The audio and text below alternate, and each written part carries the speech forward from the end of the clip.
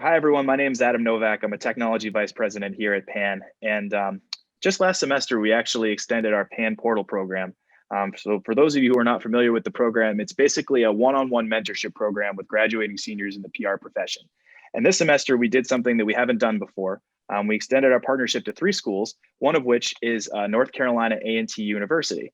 And we're especially proud of this partnership because we're working now with the HBCU community to generate additional opportunities in our profession and grow representation, which is something that's very important to us here at PAN. So as part of the discussion around our partnership and academia and sort of professional development, I'm joined by 2 people from North Carolina A&T. I have Gail Wiggins, who's the interim chair of journalism and mass communication. And I also have Tierra Murray, who's a communications instructor and the professor that we worked with on our first batch of students. So thank you both for joining me. Talk to me a little bit about the public relations program at A&T. What areas are they most interested in your students after they graduate? Okay, our public relations program at North Carolina A&T is designed to train students for careers in the public relations profession. And so a number of the students gravitate to corporations, government, nonprofit agencies, as well as entertainment and sports. But we do see quite a number of them working for corporations. So how has the public relations curriculum evolved over the last several years, and how has your school sort of changed its courses to reflect those changes? We have integrated a number of new courses in our program, as well as a few collaborations with other departments here at the university. Some of those new integrations include business courses, entrepreneurship, digital media, and we're also looking at integrating more advertising and marketing courses within the curriculum. So how are your students faring in the current PR job market? Our students are very strategic, but in a good way. They always have a backup plan. So, for example, if they were very headstrong on working in an agency, some have found themselves working in either government now or even being a part of a strategy team for political action committees. And that has worked out really well for some of our students. And others have taken government positions such as social media managers or PR managers for local or small communities. So I believe that they're doing quite well in this time. So what are you finding that employers are interested in when they're looking for students coming out of your program?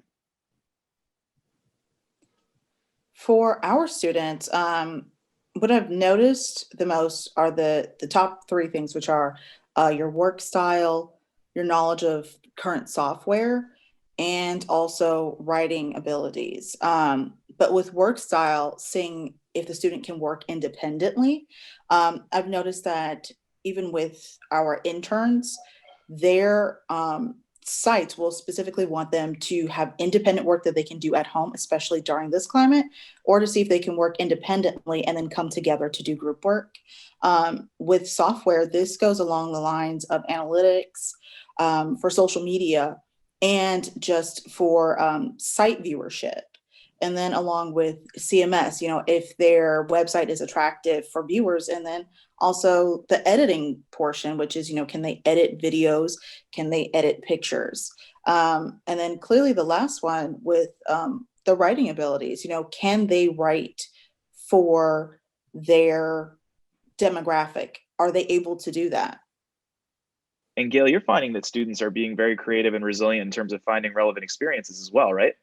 Yes, absolutely. Many of the organizations that are looking to hire our students, they are looking for those relevant types of experiences as well, whether they have worked at small public relation agencies or even working here at the university on campus with some of the university media relations programs, as well as within their own PRSSA chapter.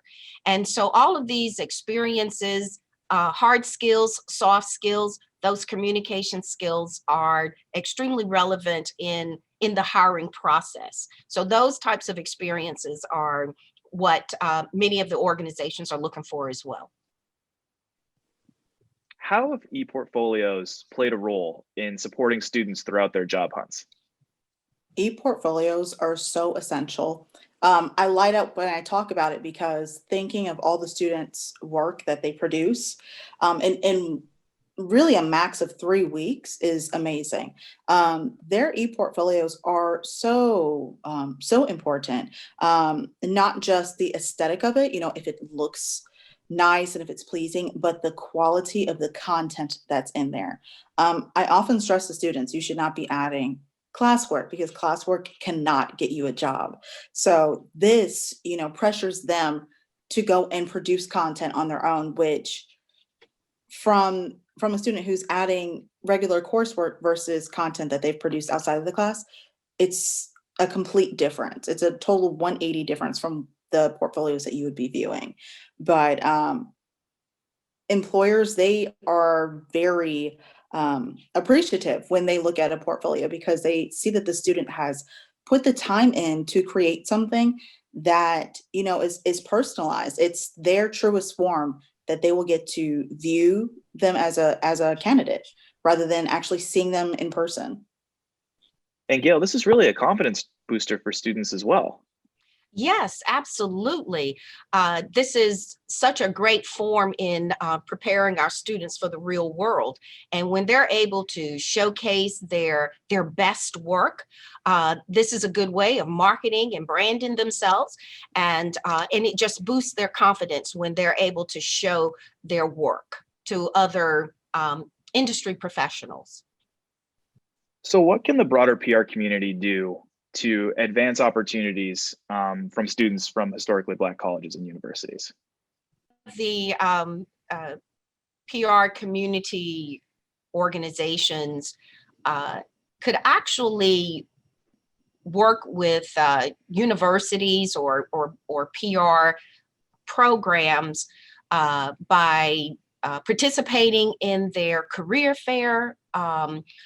In addition to those types of participations, to build a relationship, that's what's more meaningful to us. It's building that relationship.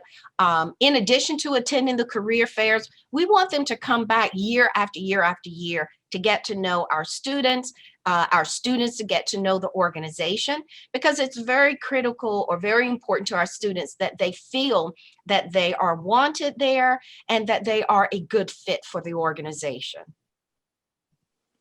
That's such a great point. I think that it's a long-term relationship that's generated over time, and it really shows investment from both sides. And the investment needs to be consistent, and that consistency hopefully will create a long-term pipeline of job placements between school and employer, and that doesn't happen overnight. No. I believe the first step is identifying that there's a diversity and inclusion portion missing, not problem. Because I'm a firm believer that problems can be solved, but I don't think that that's a problem. I think that it's something that is missing. So without identifying that, I don't think that there will be much progression. But when it's identified, I believe that not just saying, well, we need one person who is from an HBCU and we just need one person. That is actually, the term is called the token Black person. Mm-hmm. And I think that with organizations, having just that one token Black person does not represent every Black person in America, nor globally. And so not just saying we want one person, but we need multiple, and not just because of the movement that's going on, because there needs to be something filled. So really reading between the lines of that in order for this to happen, there has to be a continuation. It cannot just be one person to open the door and we wait 5 more years for the next Black person or the next Latino person. It has to be continuous. But even with that, I read an article not too long ago that said that somebody who is Caucasian with tattoos is considered diverse. So we have to really understand what we're looking for in diversity. Are we looking for someone who is ethnically different or who looks different? And how do we address that? And will that be addressed? Absolutely. Absolutely. And I think that diversity comes in many different forms, but the fact of the matter is, without any consistency and without any sort of reinforcement, just filling positions does not actively address the root of the problem by any stretch. If what would you both recommend for someone who was who wanted to get more involved in the communications department at an HBCU, somebody who genuinely has an interest in sort of building a better relationship? What are some of the ways that other communications professionals can get involved and generate greater employment opportunities for your students? I honestly believe that what you're currently doing at Pan Communication, that has been extremely effective in our department, and we want to continue those types of relationships. So being actively involved with the students, also bringing in new programs, such as this was our very first time knowing about the Pan Communication program, that has certainly been extremely beneficial. But also the mentoring piece, again, continuing to work with our students, those master classes.